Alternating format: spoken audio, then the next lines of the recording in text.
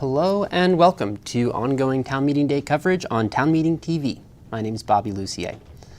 This program is one in a series of forums that we are hosting in advance of Town Meeting Day this year on Tuesday, March 5th, featuring municipal officials explaining what you'll see on your ballot, as well as candidates running for local office. On tonight's program, we're diving into the proposed budget and ballot questions for the town of Williston. And we're joined by Town Manager Eric Wells, Select Board Chair Ted Kenny, and Town Finance Director Shirley Goodell-Lackey. Thank you all so much for joining us. Thanks for having us.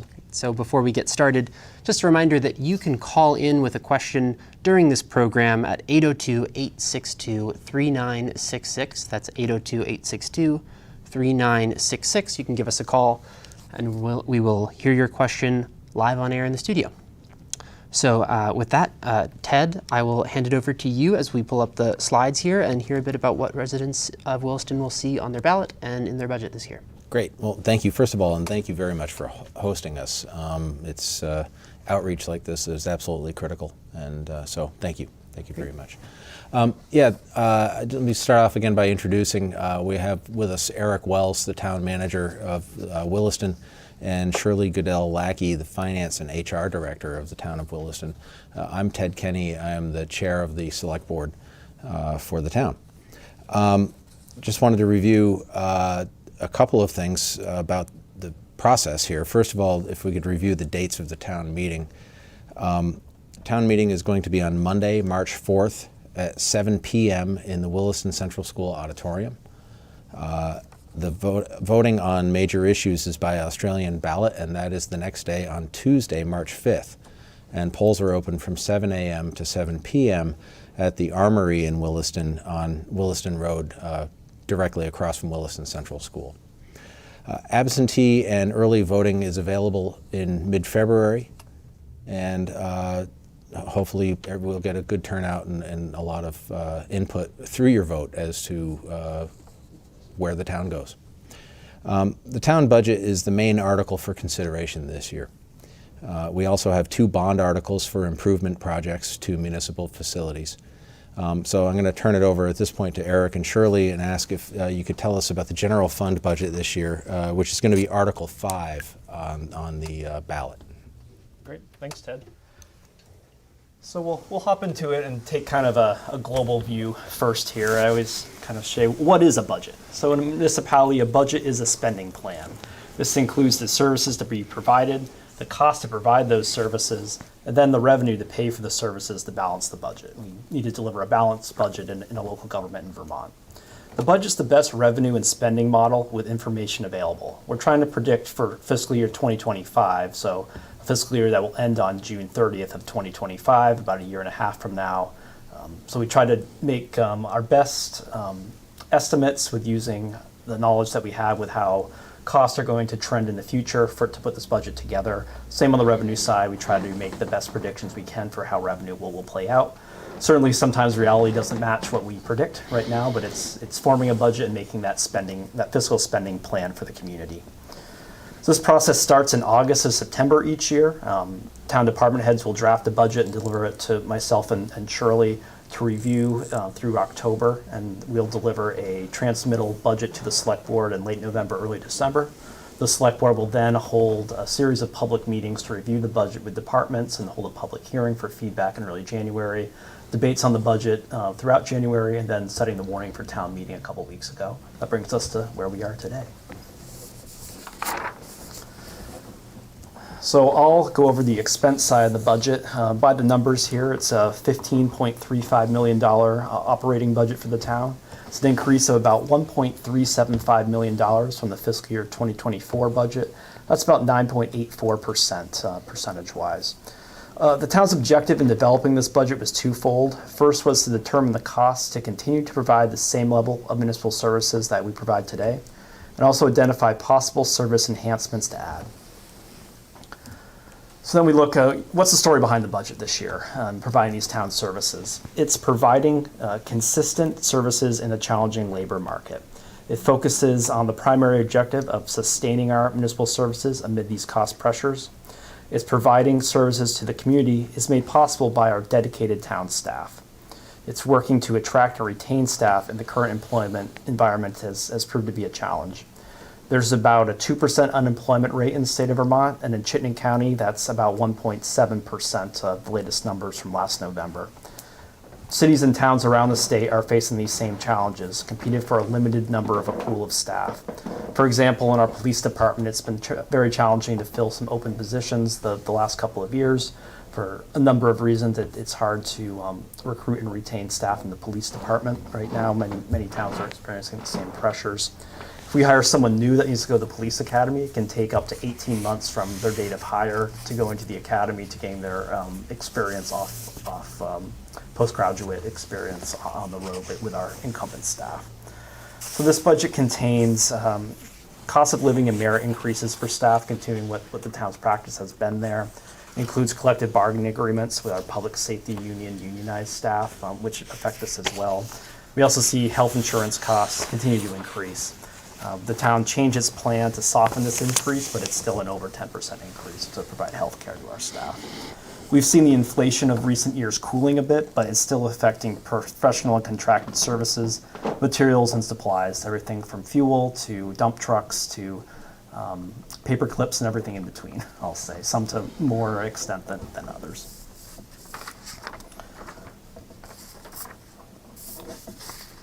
So with that, I'll toss it over to Shirley for, oh, actually, I forgot a whole section here. So we didn't talk about the service enhancements. Yeah. The exciting stuff. So we talked about some service enhancements to the budget throughout the process, and the select board made decisions to add 2 new staff positions to this proposal.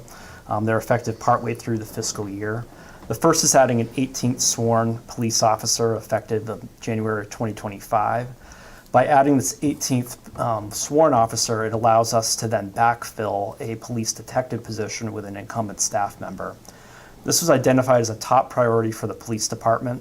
The town conducted a police service analysis report with consultant Jim Baker that he delivered to the select board last November. The select board accepted that report earlier this year and has tasked me in my role as town manager to draft a 5-year implementation plan for the recommendations of that report. So starting on the staffing side is looking to fill that police detective position as a top priority. That's funded for halfway through this fiscal year. The other piece is adding a director of human resources that would be effective in October of this year. And we had another analysis study looking at our HR systems by a consultant. This was identified as the top priority in that systems analysis as well. This would add an HR professional to support our staff of over 100 employees. The role is held by 4 staff members, each having a piece of HR duties right now. And we've identified this as a priority on our staffing and our central administration in the town. So all being said, those budget enhancements cost about $140,000 in additional funds for the budget. This increase we spoke about of just over $1.375 million is really driven by maintaining the current services faced with these pressures to deliver them to the community. So then we have a visual here. We like to break this down by object. So these are all different ways in our general ledger where we code every department in town. And this visual is striking. You can see the wages, benefits, and training is a small part of that, really make up almost 2/3 of the municipal budget here. And then everything else fills in the rest of the pie in this visualization. Other high percentage numbers here, contracted services, could be assessment to Green Mountain Transit, Winooski Valley Park District, and other outside entities that the town funds for regional services. Maintenance costs as well. Think of things like public works with retreatment or paving. Then our capital projects and our debt service combined make up about another 10%. Everything else is smaller percentages in the overall makeup of this budget. Then we take another look at it by department, and it's 65% of the budget is to deliver police, fire, EMS, and public works services to the community, and 91% of the overall budget increase is to deliver services in these departments. These are departments with the most employees as well, unionized employees, utilizing our collective bargaining agreements that we look to build into our budget. So that's a driver of this as well as other ways to look at the numbers here. So that was a lot I was going to leave out, so I'm glad I had my notes in order now. So now I'll toss it to you, Shirley, for a look at the revenue. Yep, so Eric has talked about the cost of the programs and the services of the town, and I'll review the funding sources that pay for those expenditures. So if you want to bring the slide up, Eric. So user fees, there are a variety of things, but to give you some examples, we have passport revenue, clerk recording fees, recreation fees, planning and zoning fees, and ambulance service fees, to name a few of the user fees that the town charges.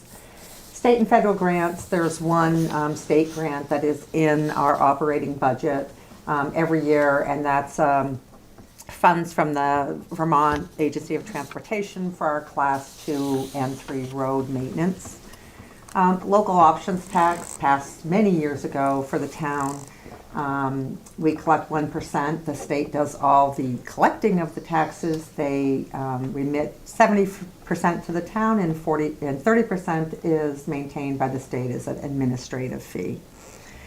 Property taxes, we'll talk about that a little bit more in the next couple of slides, but in this budget it includes 8 million, just roughly 8 million raised in property taxes. And then reserve and ARPA funds. So ARPA is the American Rescue Plan Act. Those funds came from the federal government almost a year and a half ago now.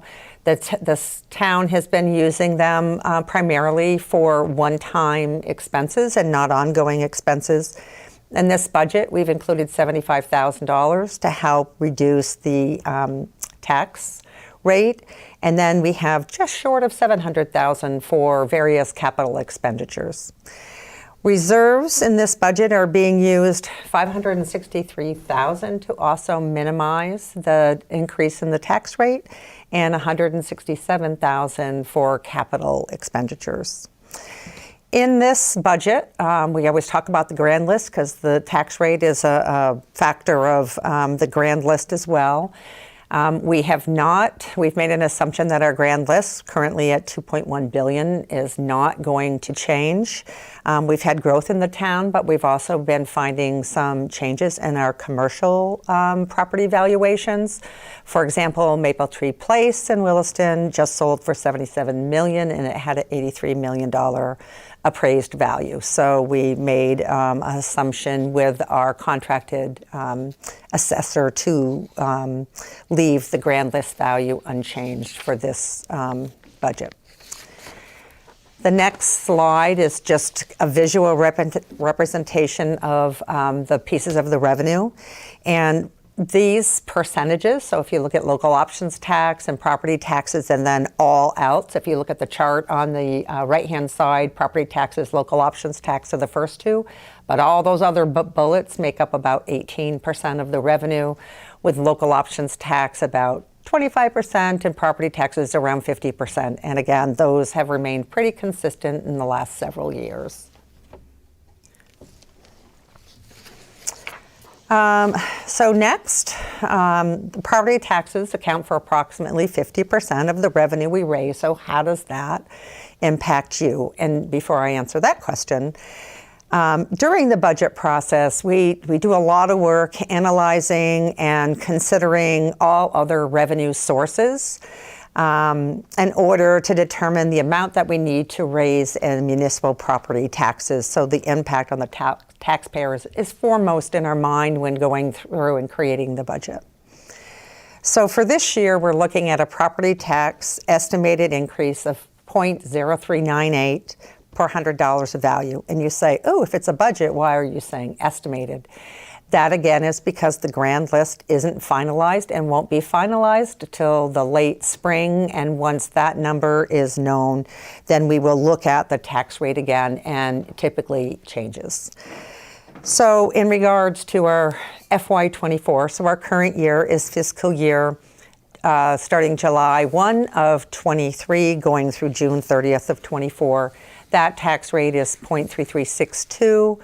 Our medium assessed home value in Williston is $300,000. So with that assessed value in the current tax rate, the annual taxes, municipal taxes, are $1,010.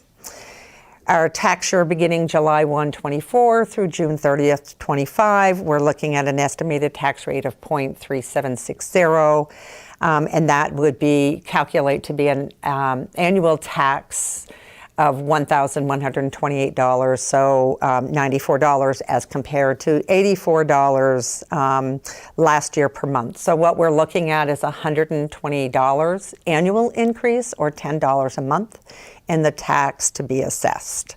And you'll hear me sort of say municipal property taxes, because that's we're just talking about municipal property taxes separate from the school taxes, although when it comes time to vote, both of those things will be on our ballot. In the next slide, just a couple quick points here, but I think this table reflects that we continue to be fiscally responsible in the tax rate and how we look at our expenditures and revenues, and that the local options tax, again, which is about 25% of our revenue, helps to minimize our tax rate, our municipal tax rate. And I'm going to kick it back to Eric at this point. Thanks, Shirley. So we'll highlight a couple other articles on the ballot, two bond items. So Article 6 is a town hall parking lot improvement bond project. So the question for the voters is to consider bonded debt up to $700,000 for this project. It's the select board has committed $200,000 of ARPA funds. This is about a $900,000 project overall, we estimate. The town's also applying for grant assistance from Vermont Downtown Transportation Funds. If that grant were to be received and this bond was approved, we wouldn't need to go to bond sale for as much money. But we won't know that until after town meeting. So we're planning to ask for that amount to round out the project, the $700,000 bond. So the project itself would improve our parking lot behind Town Hall and the police station by adding about 40 new parking spaces. It would improve, some visuals here to help locate where this is. So it would also improve the drainage and lighting for staff and public safety. The image on the right, you can see there's this heave in the middle throughout the year where we get a lot of water ponding, and it creates a lot of ice in the winter. We've had multiple people slip on that ice over the years. Our staff does a great job trying to keep up with salting it, but it's something that we can fix by improving the drainage in the parking lot. In addition, there's no good lighting out here. We put a light on a adjoining outbuilding a couple of years ago to help, but especially wintertime with public meetings, with staff here late, with members of the public there late at Town Hall, it's certainly a safety issue with not having good lighting, people going to their vehicles to head home. So this has been a capital project identified by the town for a number of years in our capital plan. But as we were looking at this over the last couple of years and thinking about it, if the town's going to consider really ripping up this parking lot and improving it for the future, it's thinking about future-proofing it for needs as well. And that's putting in electric conduit for electrification of the vehicle fleets. So that adds a lot of cost to this project overall, but it would lay that conduit so we could have publicly accessible charging stations for electric vehicles, and we could also prepare to electrify our police cruisers at some point in the future, just have that infrastructure in place, because we certainly want to get there, but I think we'd be hard-pressed to spend a lot of money to improve this parking lot, repave it, and then go back and rip up to put the conduit in a few years later. So try to think of all those things when you're doing a project like this of this scope. On this visual on the left-hand side, the yellow dotted line is essentially showing where the project area would be. And this shed in the lower right-hand corner of the building, of the graphic here, you can picture that with police cruisers parked around it instead in a different orientation. The grass would be all filled in with additional parking here. So it's certainly a significant project. It would improve our municipal campus and also our village overall, get a lot of overflow parking for events at the school, at the library. So this is an investment in our municipal complex, but also investment in our village and its vibrancy as well. So I'll toss it back to Shirley for one other bond question that we have. Okay. So last night, there was a meeting of the Old Brick Church Committee, and it had to do with putting antennas in the top of the Old Brick Church, but the meeting was lively, and it was really apparent that the community supports the historic nature of this building, And therefore, this article is a proposal for the town to borrow up to $400,000 to install a fire suppression system in the building. So we were lucky back in 2007 when a lightning struck hit the tower that our fire chief happened to be driving by, and so there was really immediate response, and it saved the building from being destroyed. So since then, it's been a long-term goal of the town to put a fire suppression system in the old brick church, which is on the National Historic Register as well. So it's a really important project that we're bringing to the forefront this year. And Ted, time for you. Ambulance? No, No? that was Okay. a typo. Oh, I'm sorry. No. All right. Yeah, I didn't think so. So, I just wanted to reiterate for people the early and absentee voting elements. To receive a ballot for early or absentee voting, you have to contact the town clerk. And the number is on the screen, but it's 802-878-5121. Or you can email her. It's Sarah Mason. So the email is smason, traditional spelling, at willistonvt.org. You can also visit mvp.vermont.gov to get the same result. Ballots will be available around mid-February. So again, if you can't make the town meeting, please do get an absentee ballot. And you would return your ballot in postal mail, or you can use the drop box behind the town hall, which is very secure, or at the Armory on March 7th between 7 a.m. and 7 p.m. So you could actually drop your ballot off while people are voting inside. So a lot of options to get people to exercise their right to vote. Again, in-person voting option is obviously available as well. That begins on March 5th. You can go to the town clerk's office, as I understand it, and get and vote there in person and just hand your ballot over. And again, just the franchise of voting is absolutely critical. So we're asking for a big turnout, however you vote. Please do let your voice be heard and vote. And thank you. So I'm going to kick it back over to Eric, actually, so we can learn more about microphone fell off. Town meeting and the budget. So. Thanks, Ted. And I just noticed a typo I had in this last slide is recycled from last year, but March 7th should be March 5th. Town meeting day is March 5th. So if you're going to get an absentee ballot and drop it off, it needs to be back to the Armory by 7 p.m. on March 5th. So where to learn more? We've got a lot of information on our town website, town.williston.vt.us/town meeting. We have a special town meeting page to put all the information on. We've got these complete operating and capital budgets for review there. We'll have a copy of the annual report up probably by next week. A sample ballot and the town meeting warning will be up there. We'll have a public information hearing on March 4th following town meeting at Williston Central School. Where we'll go through this information similar to tonight with a little more detail as well and take questions from the community. And questions are always welcome and encouraged.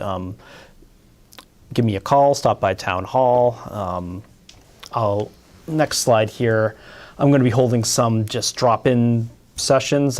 First one tomorrow morning on January 31st. I'll be at Healthy Living Market on 129 Market Street in town, near Taft Corners in the cafe with a cup of coffee. Come and join me and chat about anything that's on your mind about this budget or your local government in general. I'll be there on the 31st and then again the February 5th, February 12th, February 21st, and February 26th. Then I'll be over at the library for the similar at noontime for a couple different options here in the lobby.